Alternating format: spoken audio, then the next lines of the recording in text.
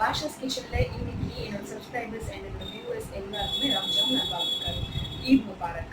So இப்போ தான் எங்களோட ஈத் ஸ்டார்ட் ஆயிருக்கு. ஸோ நாங்கள் ஃபர்ஸ்ட் ப்ரேயர்லாம் முடிச்சிட்டோம். ஸோ அடுத்து வந்து நாங்கள் ப்ரிப்ரேஷன் ஸ்டார்ட் பண்ண போகிறோம், லன்ச் பண்ணுறோம். ஸோ நிறைய வேலை இருக்குது.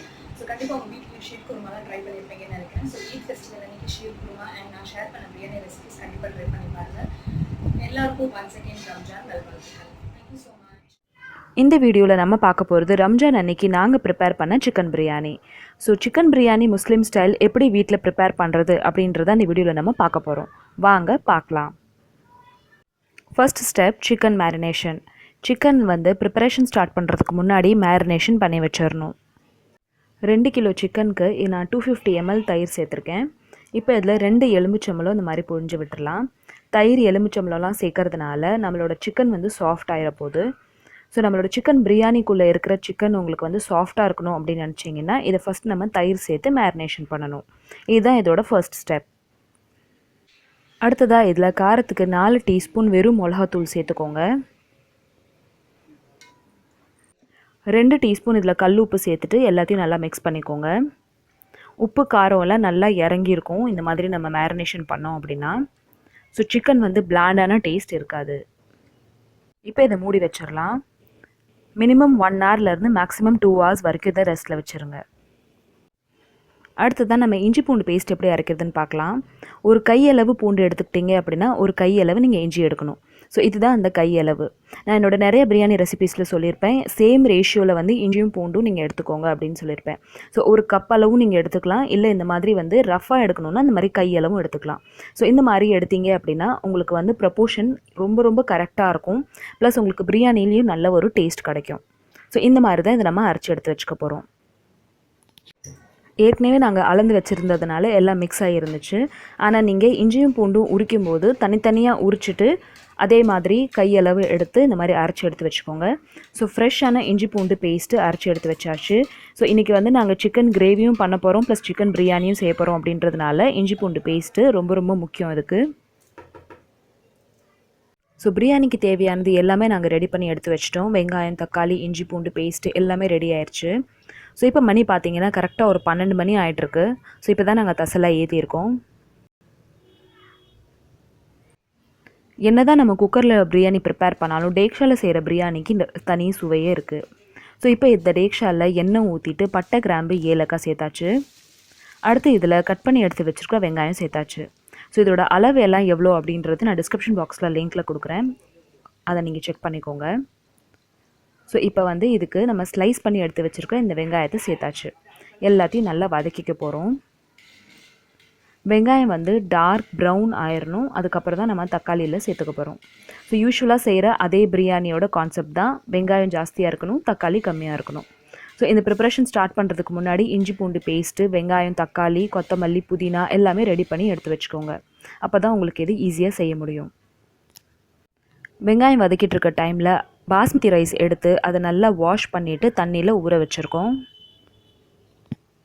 வெங்காயம் வதங்கினதுக்கப்புறமா இதில் தக்காளி சேர்த்துக்கலாம். தக்காளி போட்டு எல்லாத்தையும் மிக்ஸ் பண்ணதுக்கப்புறமா இதில் வந்து நம்ம எடுத்து வச்சுருக்க பச்சை மிளகா, ஒரு கையளவு கொத்தமல்லி, அப்புறம் புதினா சேர்த்துக்க போகிறோம். எல்லாமே மிக்ஸ் பண்ணியிருக்கு அப்படின்றதுனால ஒரு கையளவு எடுத்து சேர்த்துட்டாங்க. வெங்காயம், தக்காளி எல்லாம் நல்லா வதங்கிட்டுருக்கு. ஸோ இப்போ பச்சை மிளகா எல்லாமே உங்களோட காரத்துக்கு ஏற்றப்ப நீங்கள் அட்ஜஸ்ட் பண்ணிக்கோங்க. ஸோ நான் வந்து கொஞ்சம் ஸ்பைஸியாக தான் செஞ்சுருக்கேன் அப்படின்றதுனால நீங்கள் நான் போடுற அந்த டிஸ்கிரிப்ஷனில் போடுற அளவோட ஒரு 2 இல்லை 3 நீங்கள் கம்மி பண்ணிக்கலாம். இப்போ இதுக்கப்புறம் தேவை என்ன அப்படின்னு பார்த்தீங்கன்னா இஞ்சி பூண்டு பேஸ்ட்டு, அப்புறம் இந்த சிக்கன் மேரினேட் பண்ணி எடுத்து வச்சுருக்கிறதும் நான் பக்கத்தில் எடுத்துகிட்டு வந்து வச்சுட்டேன். ஸோ இதுக்கப்புறம் நம்ம இஞ்சி பூண்டு பேஸ்ட் தான் சேர்க்கணும். ஒரு 5 நிமிஷம் வெங்காயம், தக்காளி, பச்சை மிளகா, கொத்தமல்லி, புதினா எல்லாம் நல்லா வதங்கட்டும். தக்காளி நல்லா ஸ்மாஷ் ஆனதுக்கப்புறமா இஞ்சி பூண்டு பேஸ்ட் சேர்த்துக்கலாம். இது வந்து நம்ம சட்னி எடுப்போம் இல்லையா, அந்த கரண்டி, அதனால் இதில் வந்து 2 டேபிள் ஸ்பூன் பிடிக்கும். ஸோ இதில் வந்து நான் 4 ஸ்பூன் போட்டிருக்கேன். அப்படின்னா வந்து நீங்கள் நார்மல் டேபிள் ஸ்பூன் யூஸ் பண்ணுறீங்க அப்படின்னா 8 டேபிள் ஸ்பூன் போட்டுக்கோங்க. இஞ்சி பூண்டு பேஸ்ட் சேர்த்துட்டு எல்லாத்தையும் நல்லா மிக்ஸ் பண்ணிக்கோங்க. இந்த ஸ்டேஜில் கொஞ்சம் ட்ரையாக இருந்தது அப்படின்னு நினச்சிங்கன்னா எண்ணெய் நீங்கள் சேர்த்துக்கலாம். இஞ்சி பூண்டு பேஸ்ட்டு ஒரு 5 நிமிஷமாக வதங்கிட்டுருக்கு. இப்போ இதில் நம்ம மேரினேட் பண்ணி எடுத்து வச்சுருக்க இந்த சிக்கன் பீசஸை சேர்த்துடலாம். இப்போ எல்லாத்தையும் மிக்ஸ் பண்ணிக்கலாம். மிக்ஸ் பண்ணிவிட்டு சிக்கன் வந்து நம்ம வேக வைக்க போகிறோம். ஒரு 5லேருந்து 10 நிமிஷம் சிக்கன் வேகட்டும். மீடியம் ஃப்ளேமில் வச்சு இதை நம்ம வேக வைக்க போகிறோம். சிக்கன் வேகும்போது நிறைய தண்ணி வரும். அதனால அதை கெஸ் பண்ணி தான் நம்ம வந்து பாஸ்மதி ரைஸ்க்கு தேவையான தண்ணியை ஊற்ற முடியும். டோட்டலாக ஒரு 10 to 14 மினிட்ஸில் சிக்கன் வந்து வெந்துடும். நடுநடுவில் நீங்கள் இந்த மாதிரி கிளறி விட்டுட்டே இருக்கணும். இல்லாட்டா நம்மளுக்கு வந்து ஃப்ளேம் நிறையா வச்சுருக்கோம் அப்படின்றதுனால அடியில் பிடிக்க சான்ஸ் இருக்குது. ஸோ சிக்கன் வேக வேக பாருங்கள் எவ்வளோ தண்ணி அதிலேருந்து வருதுன்னு. தண்ணி இருந்தாலுமே நம்ம நடுநடுவில் இதை எடுத்து கிளறி விட்டுட்டே இருங்க. ஒரு 15 நிமிஷமாக இதை நீங்கள் வேக வைக்கிறீங்க அப்படின்னா அட்லீஸ்ட் 3 times கிளறுங்க. சிக்கன் ஒரு 10 மினிட்ஸாக வெந்துட்டுருக்கு. இப்போ இதில் நம்ம வந்து கொத்தமல்லி புதினா சேர்த்துக்கலாம். 10 மினிட்ஸ் வெந்துட்டு இருந்த இந்த சிக்கனில் ஒரு 3லேருந்து 4 தடவை கிளறி விட்டுருக்கோம். இப்போ புதினா கொத்தமல்லி சேர்த்துட்டு அதையும் நல்லா கிளறி விட்டுடலாம். ஸோ சிக்கன் குக் ஆகும்போது இந்த மாதிரி புதினா கொத்தமல்லி சேர்த்து நீங்கள் வேக வைக்கும்போது வந்து உங்களுக்கு சிக்கனில் இருக்கிற அந்த கவுச்சி வாசனை சுத்தமாகவே உங்களுக்கு பிரியாணியில் வராது. ஸோ நல்ல ஒரு ஃப்ளேவர் வந்து உங்களுக்கு கிடைக்கும். சிக்கன் நல்லா குக் ஆயிடுச்சு. இப்போ நம்ம அதில் தண்ணி சேர்த்துடலாம். ஸோ தண்ணி பார்த்திங்கன்னா இந்த ஸ்டேஜில் தான் நம்ம வந்து நிறைய பேர் தப்பு பண்ணுவோம்.